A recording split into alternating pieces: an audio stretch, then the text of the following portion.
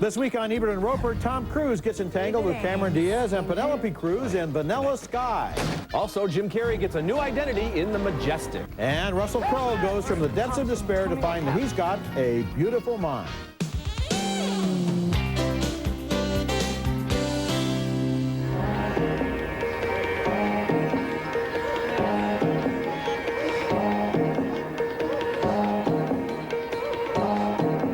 Manhattan traffic is a nightmare, but absolutely no traffic is more of a nightmare for Tom Cruise in Vanilla Sky. It's one of 6 big holiday movies we'll review this week.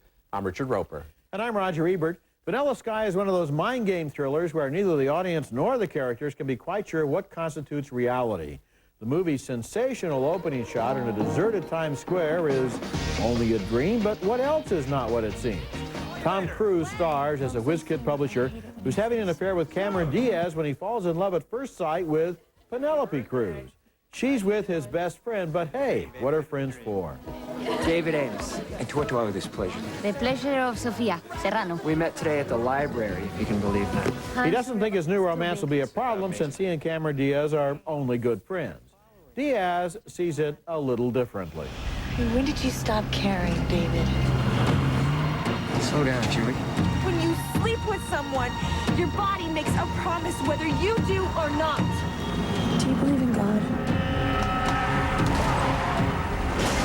The tale of the publisher's life and loves is intercut with a mysterious parallel story in which he stands accused of murder.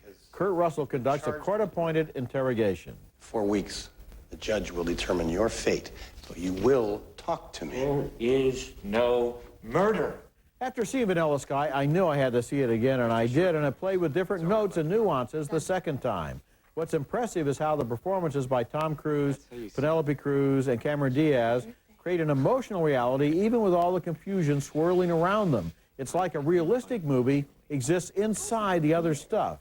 The film was directed by Cameron Crowe based on the Alejandro Amenabar Spanish film named Open Your Eyes that also starred Penelope Cruz. And let me just ask one question.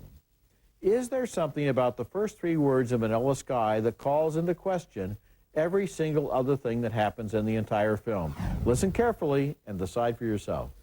Yeah, you're right. You have to start paying attention really from the start, and there are some other clues throughout this movie, images on television screens, and it all comes together beautifully. This is a spectacular film. I saw the original, and that's sort of like the acoustic version, and this is the full orchestrated version, but Cameron Crowe does a wonderful job of lacing this all together, and you're so right about how the characters stay true to the moments they're in, so we're not really sure what's going on all the way through. I found it to be fascinating. It's kind of a footnote for Tom Cruise to Eyes Wide Shut, the Stanley Kubrick picture. It involves a mask, it involves infidelities, it involves mystery about exactly what reality consists of, but it's more in the tradition, I think, of movies like Mulholland Drive, where you really have to think back after you've seen it to figure out what happened. A lot of the best movies we've seen this year play around with dreams and what's real and what's not. Memento. Waking Life is another one, obviously. And this one, you know, Tom Cruise is probably the biggest movie star in the world. You got to give him credit for doing movies like Magnolia and Eyes Wide Shut, not just the Mission Impossibles, which he does as well and makes the big money, but to do, you know, to put his power behind a movie like this to get people to see it. Early in his career, he knew that there was a danger he would just be a matinee idol, and so he started right away doing pictures like Born on the 4th of July, and he continues to look for these challenges. He should get nominated here, and several other people should as well. Okay, our next movie is Kate and Leopold, which requires a great leap of faith, not because it's a time-traveling romance, but because once again, we have to believe Meg Ryan is a lifetime loser in love. She plays Kate, and this is the 6th time in her career she's played a Catherine or a Kate or a Kay or a Kathleen in films. She's also been a Maggie 3 times, an Annie, and of course a Sally. But really, she's always Meg, the adorable moppet with a horrible track record when it comes to men. We found the portal. A portal into April 28th, 1876. I jumped off the Brooklyn Bridge and took a walk in 1876 today. That's Liev Schreiber as Kate's ex, Stuart, who lives just above her. Hugh Jackman is Stuart's great-great-grandfather, a 19th century nobleman who turns up in modern-day New York. That, sir, is not New York. I'm afraid it is. So you must be Sergeant Pepper? Kate thinks Leopold is nuts, but she's charmed by his quaint and noble ways. Why are you standing? I'm accustomed to stand when a lady leaves the table. Like the Back to the Future movies, Kate and Leopold involves a folding of the generational space-time continuum that defies logic. But whereas Marty McFly was able to avoid mashing with his mom, Stewart has had a 4-year relationship with Kate, which means that if she ends up with Leopold, she'd be Stewart's great-great-grandmother, I think, which is kind of disgusting. But I'm still recommending Kate and Leopold for its lovely romance and for the never-ending charm of Meg Ryan, whether she's playing a Kate, a Catherine, a Kay, or a Kathleen. Meg Ryan does this sort of thing about as well as it can be done, and that's why it doesn't bother me that she's done it 6 times before. I mean, like Arnold Schwarzenegger looks great with a big machine gun, and Meg Ryan looks terrific when she's unlucky in love. I mean, she's so lovable in this film, and actually, it's not, you're right about the paradoxes, but it's not really about time travel at all. No. It's about manners. Here is a guy from the 19th century who is a gentleman and who treats a woman as if she's a lady. And this comes as such a stunning shock to a modern girl who lives in New York that for a long time she does think he's crazy because he's not a slob like everybody else she knows. And Hugh Jackman does a real nice job of playing that character. Because you're right, we've seen all this stuff before where the guy from the past puts on the remote control and he's frightened by television and stereo in the wacky way of the world. We've seen all that before done. He's pretty cool when he gets to the modern time. He can go with it. So I like this a lot. Okay. Okay, coming up later, Russell Crowe plays a brilliant scientist who's also a schizophrenic in A Beautiful Mind. And coming up next, echoes of Frank Capra in The Majestic, starring Jim Carrey. You have no idea who you are or how you got here? Blank.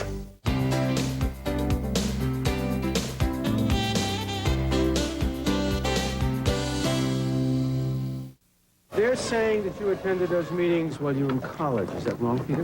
Who's they? Congress, FBI, red channels.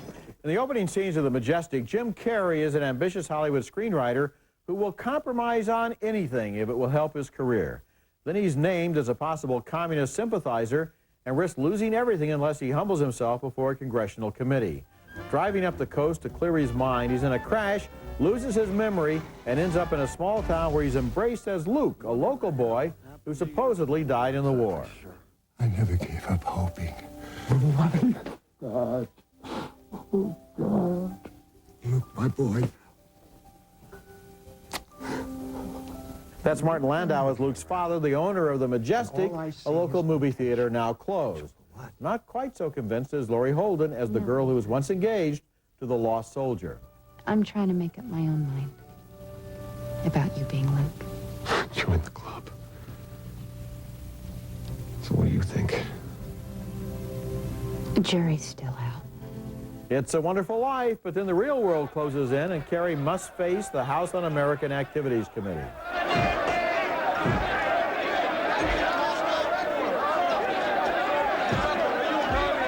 The Majestic was directed by Frank Darabont, who made The Shawshank Redemption and The Green Mile, and this is another very human American story, one that deliberately evokes the patriotic films of Frank Capra, and it's worthy of the Capra heroes played by Gary Cooper and Jimmy Stewart. But also like Capra, the politics come surrounded by comedy, human nature, and a love story.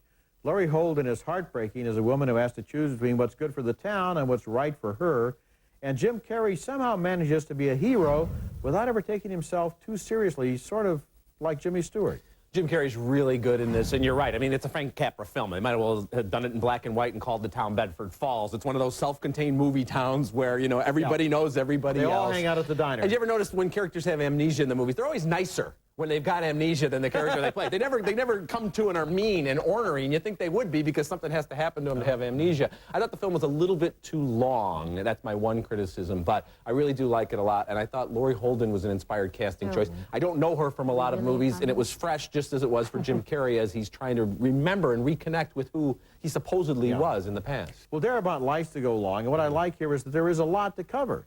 The opening stuff in Hollywood, then the whole village scene, and then the climax. There are a lot of changes here, a lot of issues, a lot of characters who are well developed. It's a story that takes its time in the way that movies used to before everything had to be done for attention deficit syndrome. I thought it could have been a little tighter, but I am recommending it. Okay, coming up next, Oscar winner Russell Crowe is back on screen in A Beautiful Mind. You are the best natural code breaker I have ever seen. And looking ahead to next week's openings, we'll review The Lord of the Rings, The Fellowship of the Ring.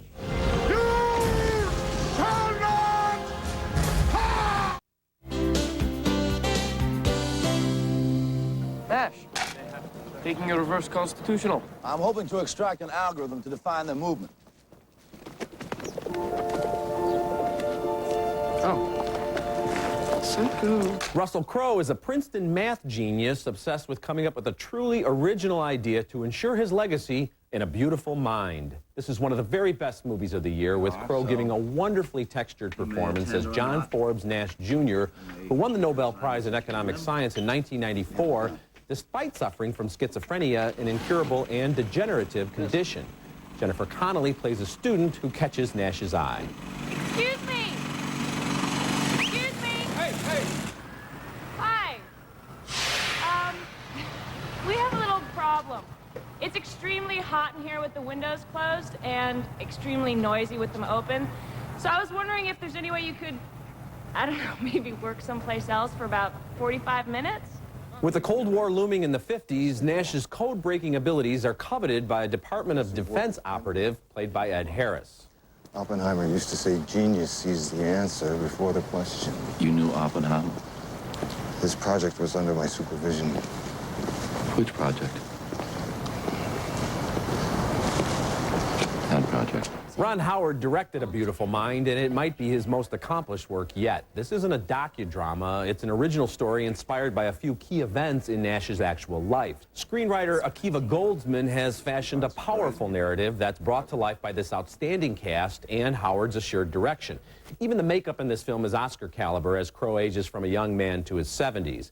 A Beautiful Mind is a biography and a thriller and a character study and a romance, and it should garner multiple nominations for the cast and for the artist behind the scenes. Oh, yeah, this is, for Russell Crowe, a career peak. It's right up there with The Insider. I think it's kind of a shame that he won the Oscar for The Gladiator, which is certainly not work on this level. Yeah. This is a great movie. And unlike a lot of movies about mental illness, which go for sensational aspects, this film really tries to deal with this man who is kind of shy and not very good in society, and very brilliant, and who does have these strange hallucinations, but who tries to deal with them. He's smart enough that he tries to work through his own illness. And he wins the Nobel Prize. And there's that great scene where they send a guy, played by Austin Pendleton, to size him up. And he says, I know why you're here. You're here to see if I'm crazy, and I'm going to screw up the ceremony. Can we put him in front of the committee? Yeah, all the small parts in this movie played by people like Judd Hirsch, who's really good. Ed Harris, who has a larger role, is excellent in this. And yeah, I mean, there are moments in this film that just kind of pin you back in your seat because you didn't know what was going to happen. And when you find out, you feel for the characters. And Jennifer Connelly, also really strong in this film. Our next movie is another biography named Iris, and it focuses on the life and death, especially the death, of the British novelist Iris Murdoch, who died in 1999 of Alzheimer's. Murdoch wrote 26 novels, and I've read all but one of them. She wrote about extended families, outsiders, children, animals, and about the search for goodness and meaning in life. Her books portrayed worlds of ideas and long-lasting, sometimes troubled friendships. The film focuses on her marriage with the British professor, John Bailey. What are your rooms like? Adequate, thank you. I'd like to see them. That's Kate Winslet as young Iris and Hugh Bonneville as young John. She was a racy young woman, and he was in training to become an eccentric, absent-minded professor. He was shy, she was bold, and they were a good match. I'm a rather late starter. My brother used to have to tie my shoelaces for me till I was 7. I don't know if... I do. The couple is played in later life by Judi Dench and Jim Broadbent. They live alone in an untidy house, focusing on their work.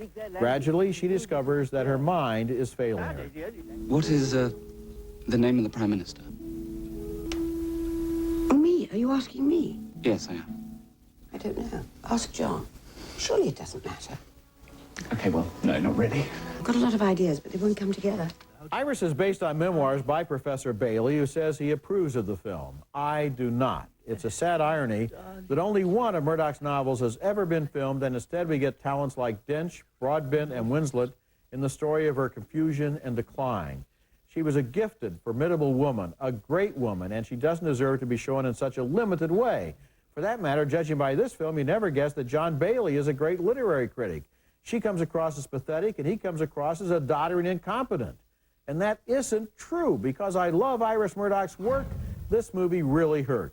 Well, I think it succeeds at what it is, though, and it's telling two stories, the story of a very young Iris Murdoch and the story of her last sad years. Yeah, she's sad and pathetic. Well, guess what? That's got to be the reality. She was losing control of her thoughts. She couldn't even remember that she was a writer, and I think they do a beautiful job of showing that here. If you want to see movies based on her books, that's fine, but that's not what this movie's trying to be. Yeah, but come on. Now, here we have, it doesn't have to be about Iris Murdoch. There's a young girl, she falls in love. Later on, she gets Alzheimer's and she dies. Her husband grows older and tries to take care of her. Oh, you're not giving this movie credit. It does a lot more than that. It shows how they met. It shows their romance. It shows the problems they have. The movie does not deal with the fact that it's about Iris Murdoch.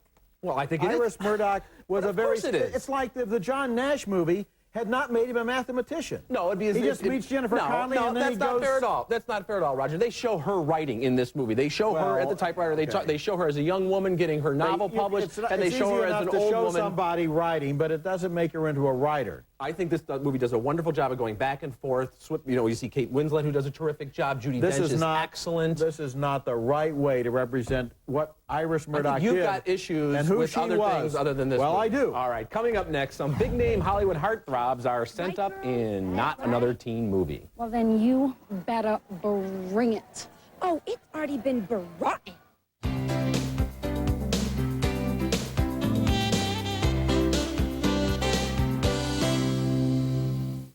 Next is yet another teen movie, but this one is a parody of teen movies, which is why it's called Not Another Teen Movie. It's stupid, it's obvious, it's scatological and violent, but it made me laugh, and I'm giving it thumbs up. God help me. Maybe it's because I'm tired of all those Jennifer Love Hewitt and Freddie Prinze Jr. films about wallflowers who become knockouts just by taking off their glasses and shaking free of their ponytails, and jocks who make ridiculous wagers.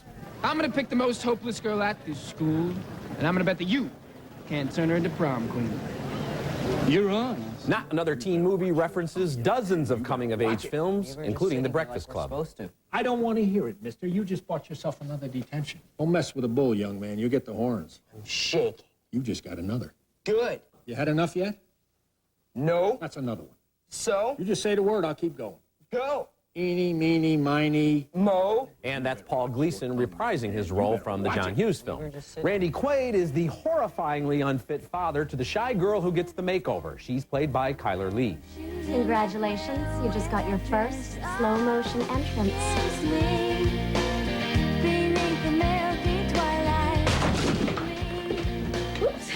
If you haven't seen Varsity Blues, American Pie, Pretty in Pink, She's All That, Cruel Intentions, etc., etc., etc., the jokes in Not Another Teen Movie will fall flat. And even if you've seen all those films, as I have, not everything works. Some gags just made me gag. But the cast of Relative Unknowns tears into this material without shame, and they're just as good as the young stars they're lampooning. The makers of Not Another Teen Movie are shooting fish in a barrel, but they're fish who deserve to be shot. I can't quite give a thumbs up. You know, in a way, these movies satirize themselves. Yeah. And Scary Movie did a and Scary Movie 2 did a very good job of satirizing that genre. So in a way, this movie comes to a genre that is already aware of its own shortcomings. And it wasn't to me that funny. I don't know, Roger. When Freddie Prinze Jr. is making those movies, I don't know if they know they're making fun of those movies. I think he's pretty sincere when he's got those cow eyes and he's looking at the girl and the music is swelling. The audience knows to laugh, you know, like, maybe will he date the sex pot, or will he go to the prom with the girl next door who he never noticed? Yeah. You know what's going to happen. Yeah. And in this movie, a lot of the stuff doesn't work. For example, the opening pre-title sequence, which is so distasteful, I can't mention it on TV, isn't funny. I mean, it could have been made funny. They don't know how to deal with it, how to develop it, how to time it. It's not funny. It was not other a promising scenes like beginning. that fall flat, including the obligatory excretory flood. Well, that's like when I talk about the gags that made me gag, but I have, you know, I laughed out loud. Like I said at the beginning, God help me, I did laugh at this enough to recommend. Okay, well, he may, because I don't think I can. We'll be right back.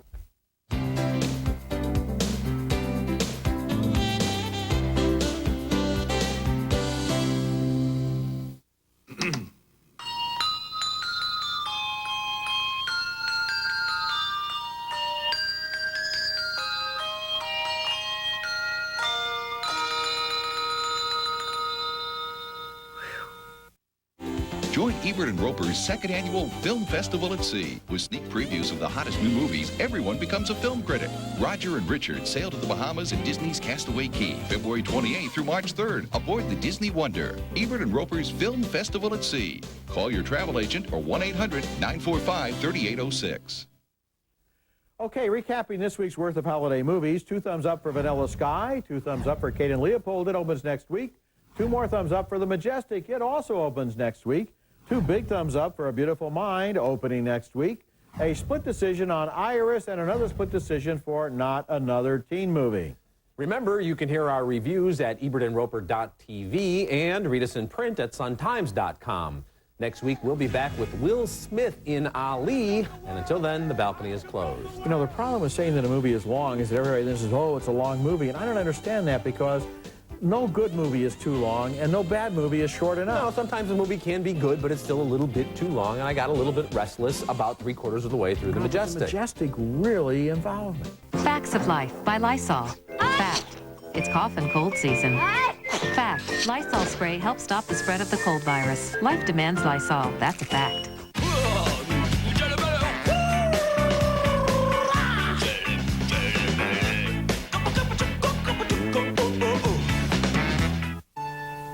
These babies were conceived using the Clear Plan Easy Fertility Monitor. It identifies more fertile days each cycle than any leading method. Clear Plan, clear results.